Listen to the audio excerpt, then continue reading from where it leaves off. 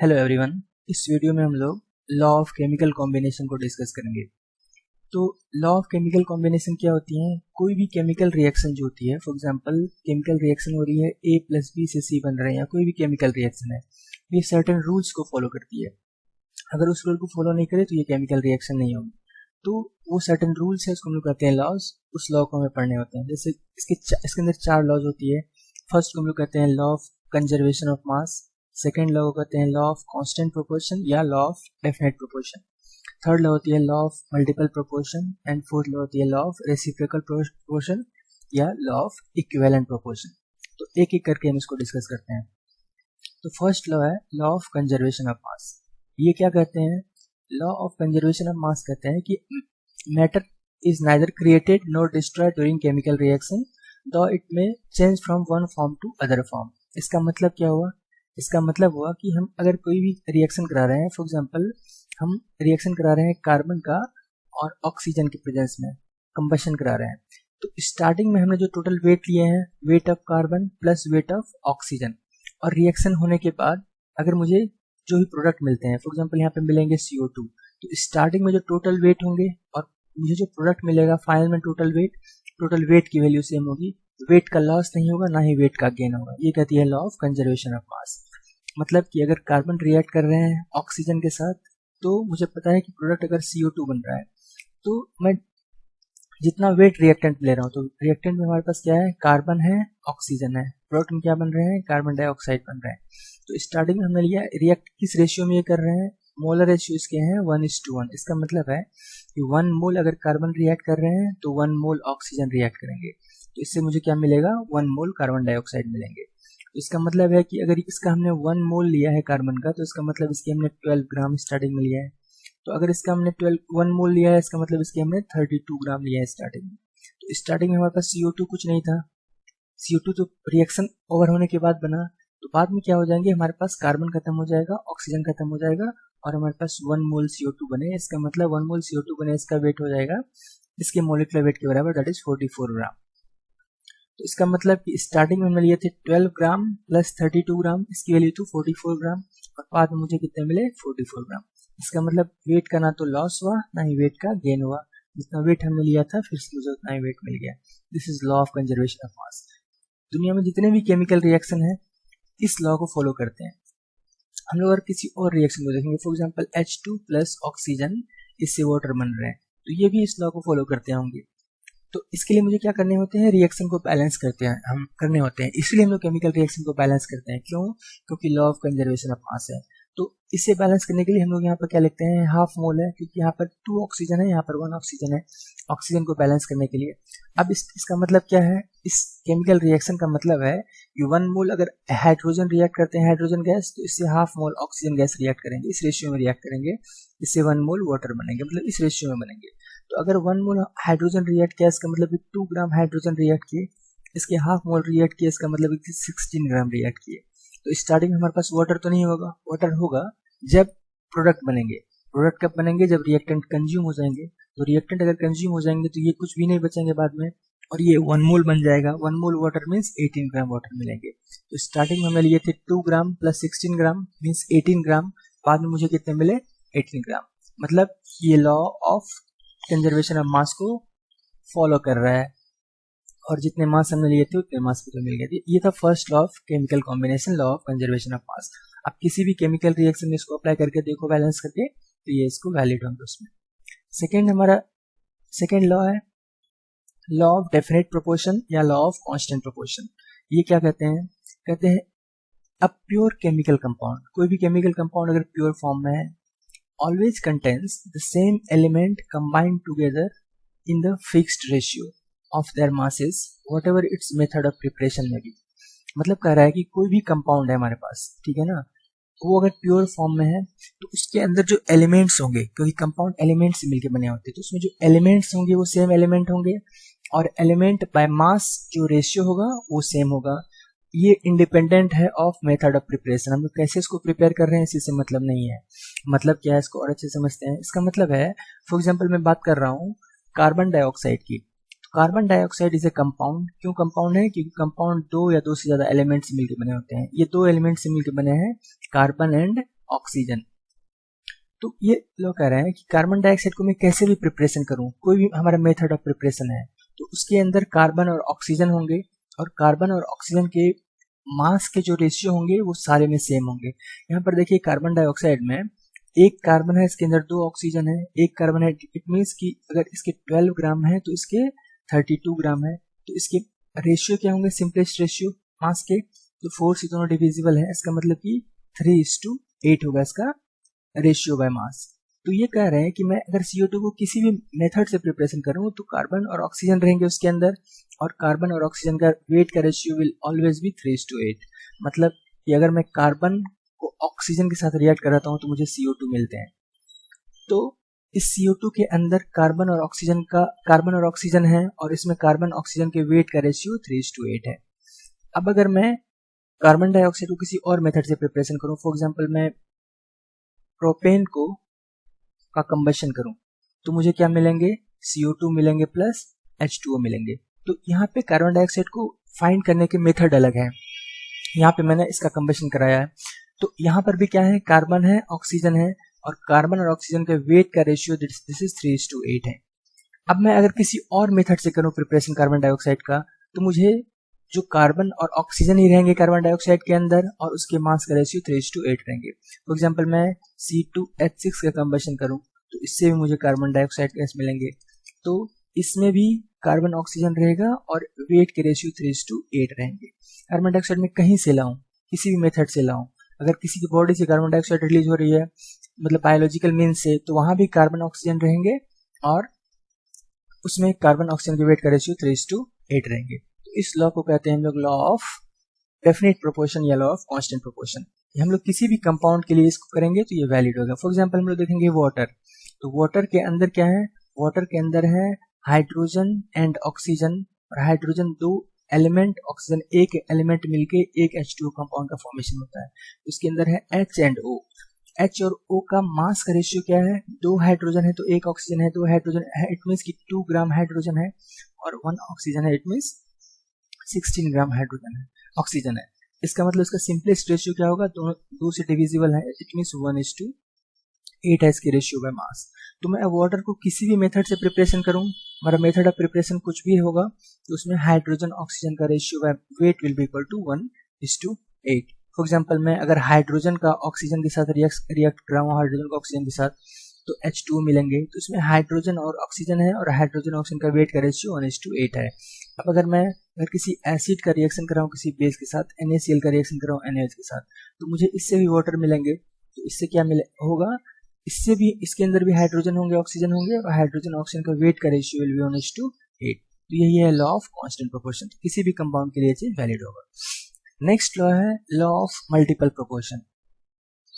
ये क्या कहते हैं लॉ ऑफ मल्टीपल प्रोपोर्शन, ये कहते हैं कि when two elements A and B combine to form more than one chemical compound, then different weight of A which combine with fixed weight of B are in the proportion of simple whole ratio। इसका मतलब क्या हुआ, इसका मतलब हुआ कि अगर 2 element A है, कोई एलिमेंट A है और कोई एलिमेंट B है, ये दोनों कंबाइन करते हैं more than one chemical compound बनाने के लिए। तो मान लेते हैं कि एक कंपाउंड AB कुछ बना रहे हैं, और फिर से ये किसी दूसरे मेथड से हम लोग इसको प्रिपेयर करते हैं, तो ये बनाते हैं AB2, ठीक है ना, weight of A which combine with fixed weight of B। अगर इसमें क्या है कि अगर वेट ऑफ B फिक्स है, ठीक है, मतलब सेकेंड बार में क्या हुआ, A और B कंबाइन करके AB2 बनाए। तो अगर मैं वेट B का फिक्स रखूं दोनों सिचुएशन में, तो A का वेट का रेशियो जो होगा वो क्या होंगे, सिंपल होल नंबर होंगे, या उसके इंटीग्रल मल्टीपल होंगे। इसको हम लोग समझते हैं और किसी भी एग्जांपल से, जैसे कि हम लोग मानते हैं कार्बन रिएक्ट कर रहे हैं ऑक्सीजन के साथ, कार्बन रिएक्ट कर रहे हैं ऑक्सीजन के साथ, इससे बन रहे हैं कार्बन डाइऑक्साइड। तो 2 चीजें, कार्बन है, ऑक्सीजन है, कार्बन डाइऑक्साइड बन रहे हैं। और कार्बन जब रिएक्ट करते हैं ऑक्सीजन के साथ, तो एक चीज और बनता है कार्बन मोनोऑक्साइड, इसको कहते हैं कंप्लीट कंबशन, और यह है इनकम्प्लीट कंबशन। तो 2 अलग अलग चीजें हैं। तो इसको मैं मानता हूं A, हमारा कार्बन अभी A है, ठीक है ना, यहाँ भी A है, ये भी A है, और ऑक्सीजन को मैं मानता हूँ B। तो दोनों सिचुएशन में यहाँ पर देखते हैं कि 1 मोल अगर कार्बन रिएक्ट करते हैं तो 1 मोल ऑक्सीजन रिएक्ट करते हैं, इससे 1 मोल CO2 प्रोड्यूस हो रहा है। और यहाँ पर क्या हो रही है, 1 मोल कार्बन अगर रिएक्ट करते हैं तो इसके हाफ मोल रिएक्ट करते हैं तो 1 मोल कार्बन मोनोऑक्साइड प्रोड्यूस हो रही है। तो अगर इसके 1 मोल रिएक्ट करते हैं इट मीन्स इसके 12 ग्राम रिएक्ट करते हैं, इसके अगर 1 मोल रिएक्ट करते हैं इट मीन्स इसके 32 ग्राम रिएक्ट करते हैं। तो इससे मुझे क्या मिल रहे हैं, इससे कार्बन डाइऑक्साइड गैस मिल रहे हैं। अब इसकी अगर 1 मोल रिएक्ट करते हैं इट मीन्स इसके 12 ग्राम रिएक्ट करते हैं, इसकी अगर हाफ मोल रिएक्ट करते हैं तो इट मीन्स इसके 16 ग्राम रिएक्ट करते हैं। तो कह रहा है कि अगर एक का मास फिक्स है, मतलब किसी एक चीज का मास फिक्स है, तो यहाँ पर कार्बन का फिक्स है ना, कार्बन का 12 ग्राम है, 12 ग्राम है। तो दूसरी चीज जो रिएक्ट कर रहे हैं दैट इज ऑक्सीजन। तो ऑक्सीजन का वेट का रेशियो जो होगा that will be simple whole number. तो यहाँ पे क्या है, ये 32 ग्राम है, यहाँ 16 ग्राम है। तो ऑक्सीजन का वेट का रेशियो डिफरेंट रिएक्शन में क्या हो रही है, 32 gram is to 16 gram, it means 2:1 simple whole number का रेशियो है। तो अगर कार्बन ऑक्सीजन से रिएक्ट करके कुछ और बनाते हैं और इसमें इसका वेट फिक्स होता है, तो तीनों का रेशियो जो होता है वेट का ऑक्सीजन का तीनों सिचुएशन में, ये क्या होते हैं, सिंपल होल नंबर होते हैं। तो ये है लॉ ऑफ मल्टीपल प्रोपोर्शन। मतलब लॉ, इसका हम लोग और एक एग्जांपल देखते हैं, जैसे कि सल्फर रिएक्ट करते हैं ऑक्सीजन के साथ, सल्फर रिएक्ट करते हैं ऑक्सीजन के साथ, इससे बनते हैं सल्फर डाइऑक्साइड गैस। और सल्फर जब रिएक्ट करते हैं ऑक्सीजन के साथ तो इससे बनते हैं सल्फर ट्राइऑक्साइड गैस। मतलब दोनों कंपाउंड है एग्जिस्ट करते हैं, दोनों सल्फर और ऑक्सीजन से बनते हैं। लेकिन क्या है, यहाँ पर 1 मोल ये रिएक्ट करते हैं तो 1 मोल ये रिएक्ट करते हैं तो 1 मोल SO2 का मतलब फॉर्मेशन होता है। और यहाँ पर क्या है, 1 मोल अगर सल्फर रिएक्ट करते हैं तो यहाँ पर 3/2 मोल ऑक्सीजन रिएक्ट करेंगे, तो इससे क्या होगा, 1 मोल SO2 प्रोड्यूस होंगे। तो अगर इसको मैं A मानता हूँ, दोनों सिचुएशन में सल्फर को A मानता हूँ और ऑक्सीजन को B मानता हूँ। सल्फर को मैं कहता हूँ A, ऑक्सीजन को कहता हूँ B। तो अगर सल्फर का मास फिक्स है, यहाँ पे इसके 1 मोल रिएक्ट कर रहे हैं, इट मींस इसके 32 ग्राम रिएक्ट कर रहे हैं, इसके 32 ग्राम रिएक्ट कर रहे हैं। और अगर इसकी 1 मोल 3/2 मोल है, इसका मतलब इसके 32 ग्राम रिएक्ट कर रहे हैं, तो इसके कितने रिएक्ट कर रहे हैं, इसके कर रहे हैं 32 इंटू 3/2। 32 से लिखा क्योंकि atomic weight of sulphur is 32। इसके कितने हैं, molecular weight of oxygen is 32 into 3/2 मोल है, 3/2 कर दिया। इसकी वैल्यू कितनी आएगी, दिस इज इक्वल टू 48 ग्राम। तो हमने क्या किया है कि एक चीज के वेट फिक्स है, यहाँ पे 32 ग्राम है, 32 ग्राम फिक्स है, ए की वेट फिक्स है, सल्फर की वेट फिक्स है। तो जो ऑक्सीजन अलग अलग सिचुएशन में रिएक्ट कर रही है ये क्या होंगे, सिंपल होल नंबर रेशियो होंगे। कैसे होंगे इसको देखते हैं। ऑक्सीजन यहाँ पे 32 ग्राम और ऑक्सीजन यहाँ पे 48 ग्राम।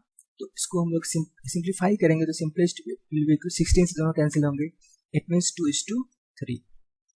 तो this is law of multiple proportion. आप कोई और एग्जांपल में भी देख सकते हैं, जैसे कि मान लीजिए N2 रिएक्ट कर रहे हैं ऑक्सीजन से NO2 बनते हैं, एंड N2 रिएक्ट करते हैं ऑक्सीजन से NO बनते हैं। इसमें भी ये चीज वैलिड होगा।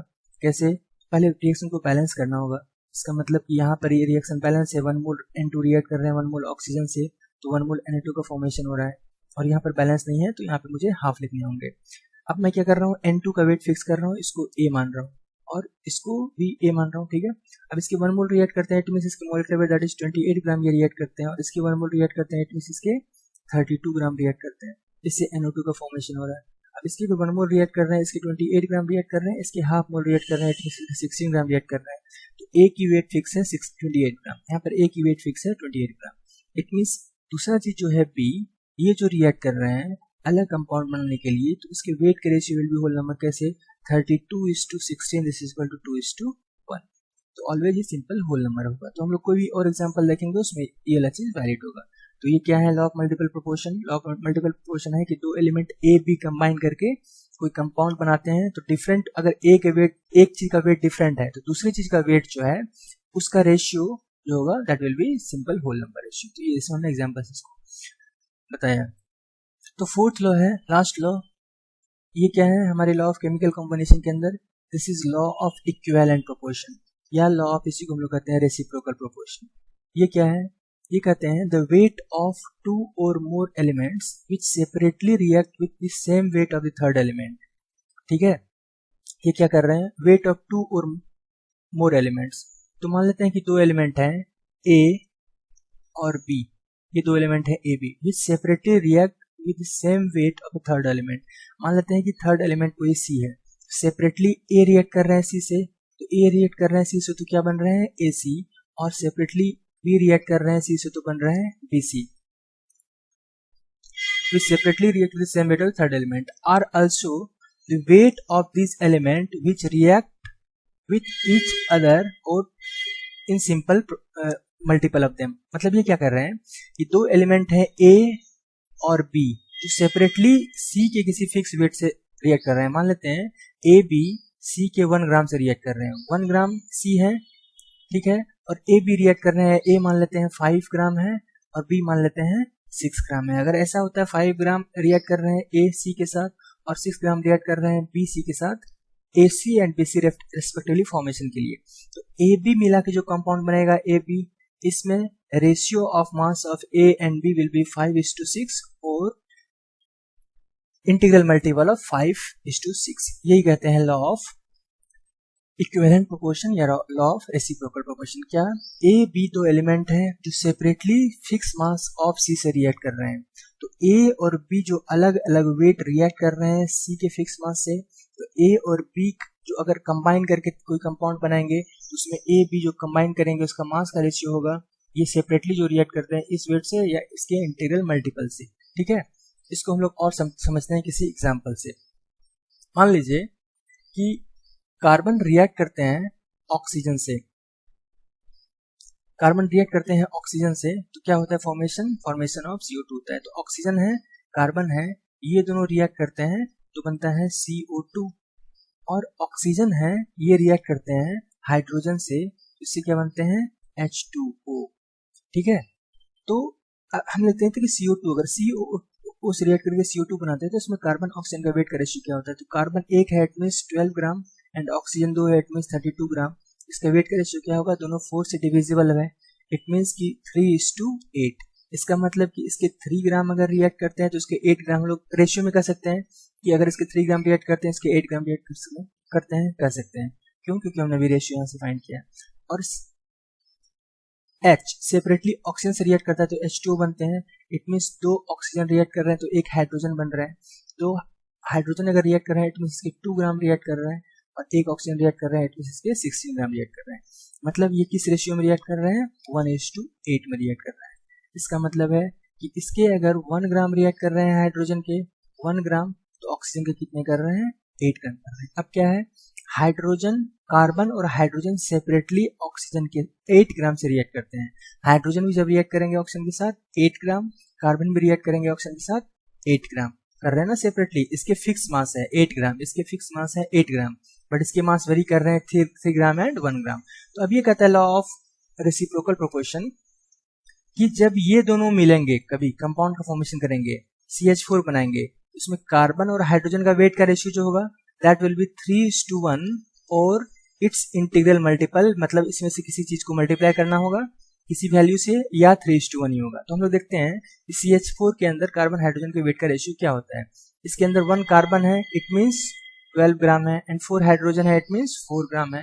तो दोनों 4 से डिविजिबल है, इसको अंदर दोनों को 4 से डिवाइड कर सकते हैं, तो क्या हो जाएंगे ये 3:1। तो 3:1 हमने देखा था, वहां भी था रेशियो, ठीक है ना, 3:1 रेशियो पहले भी था।